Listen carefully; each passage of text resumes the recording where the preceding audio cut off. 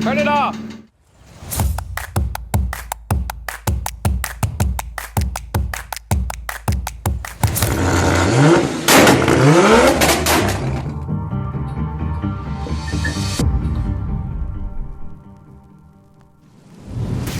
Hey guys, finally he sleeps here. Today we're working on the coolest car in the family, right? Yep. This is the Miata, and these dumbasses have lowered it so far that the last show they were driving to, they hit the tiniest of bumps and cracked the oil pan, because that's a problem that you have when your car is dragging pavement. But it's the coolest car in the family, right?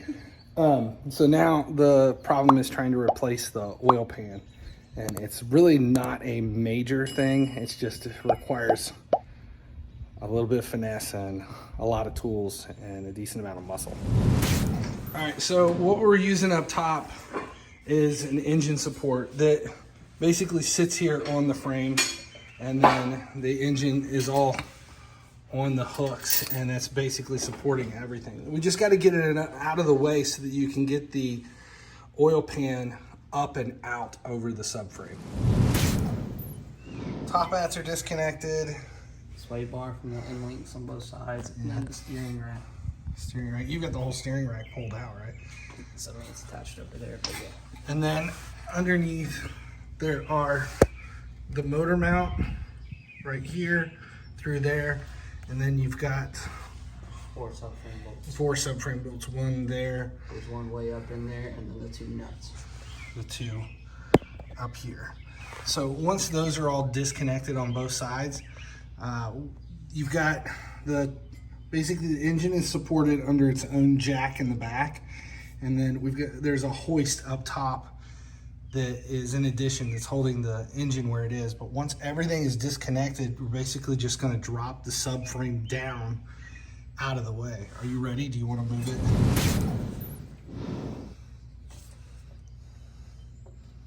I'll watch that host. Which one? That one. I probably had to disconnect that. You can go down a little bit. I'll hold it and tell you when it's... That was the solid start to keep. Oh, did it? Yeah. All right. That's actually enough room. That's probably enough to get the oil pan out. Right there. Yeah. I guess I'll just leave it. And then we've got everything supported. Well, we got to move the jack stands up. We were dropping it down to the jack stands. And then the car is all on jack stands at this point. You see the crack in the oil pan? That is right there. That is one hell of a crack. All right, so here's the new oil pan. It's easier to show what all needs to be removed on the new one. So there's little 10 millimeter bolts that run all the way around, and you got 1, 2, 3, 4, 5, 6, 7, 8 of them. And then this 9th one, if you look, it comes all the way down through the oil pan. It's a really long nut that you have to do from back here. Then where it connects to the transmission, you've got bolts here. There's 4 of them across the back that are on this side. So there's 1, 2, 3, 4 there as well. Then also here, you've got to pull the dipstick out of the old oil pan before you start prying it. So what you're gonna do to remove this before you pull the old one off is you're gonna wanna try to pry here in this corner and try to pull it down where the gasket is and just create a gap all the way around it. So if you look here at our oil pan, it is right there is the oil pan. You can see the oil, and it comes up here behind. Actually, can we see it? Yeah, there's a little gap, like right. Shit, I can't get my hand up in it. Right in there is where we're gonna pry down on the oil pan and make sure we're not messing with any of the components to the transmission. And then you're just gonna pry that down a little bit on both sides until we get it loose. All right, so here's the steering rack, and it's still connected on the one side, but this comes out of the firewall, which racks into it. And basically when you turn this, it's what's adjusting the steering. So when you pull this out, you have to mark the grooves on that and the firewall. That way when you hook it back up, you're not screwing up your alignment so that your steering wheel is always straight. And this whole thing twists, so you need to mark it with like tape and a mark on the firewall so that way when you go to put it back in, there's no issues with the wheel being straight. We're not talking about the alignment. The alignment's different than this. This is actually lining the gears up so that when the wheel is straight, it is where it's supposed to be.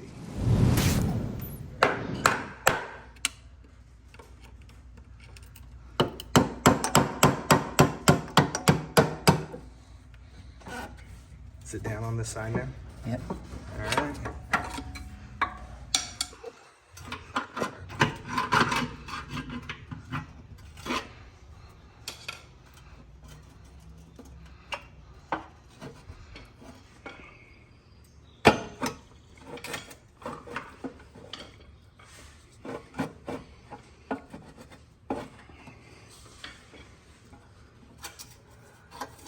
What's it caught on? This tray is still attached.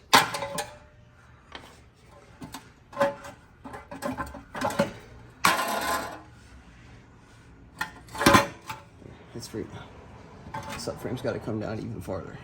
To get it up and out? Yeah. All right, so the oil pan's disconnected. We gotta drop the subframe way down to be able to get it out. But we've got this line that's connected here. That is actually up to the charcoal canister, which has to do with venting out the gas from the gas tank. So we're disconnected from the subframe just so we can move it down. That's the next step, is drop the subframe down and be able to pull this old oil pan out. Put your hand on that side. I'm not going to load this thing. Wait. What? The top hats. Snap, that's what's... I'm stuck up here. Yeah, we're trying to drop this down enough that we can get the oil pan out. I'm holding on this side. The top hat's out.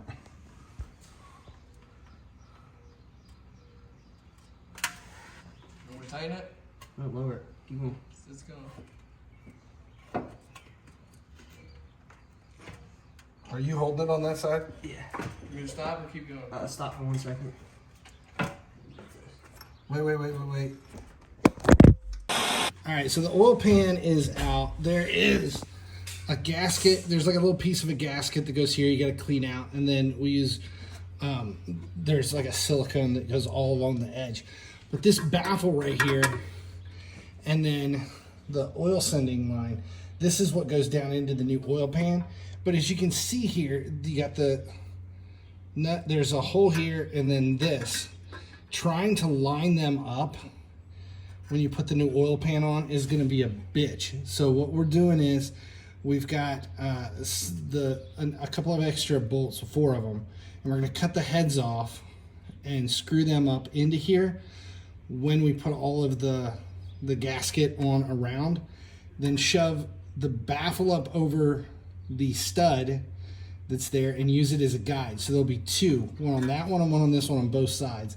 And then the oil pan goes on, and that will line up the rest of the holes, put the nuts in, and then use a pair of pliers and back out the studs and then put new ones in. That way we don't ever run into a problem where you can't line anything up.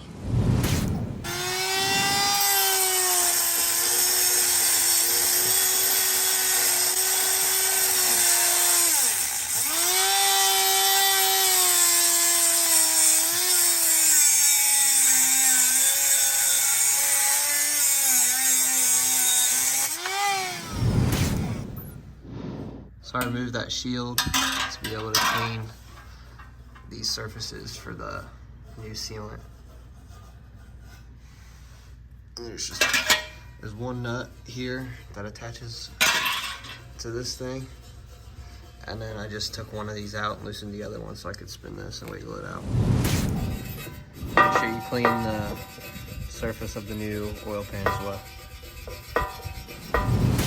So I use these studs that we made as guide holes to be able to fit the new baffle in Well, it's the same baffle, but it fell down when we took the old oil pan out, so it helps keep it in place so you can it'll be easier to line the new oil pan up. So basically, after you lay a bead of the RTV silicone around the edge of the engine, as well as the edge of the oil pan itself, you can use those studs to line the shield and the oil pan up itself. Get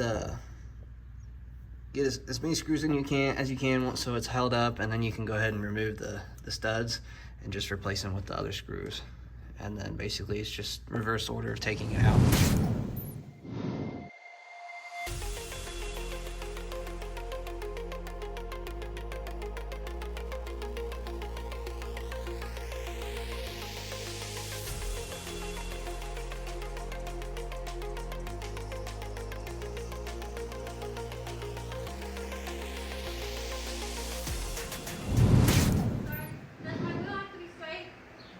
It doesn't turn. Yeah. Oh, yeah. Okay, sorry, man. We're ready.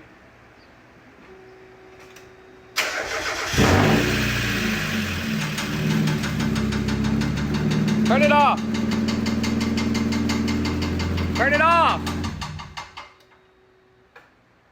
Did you hear that noise? Yeah. What's it ticking? Engine's trash. What do you mean? Throw your car away.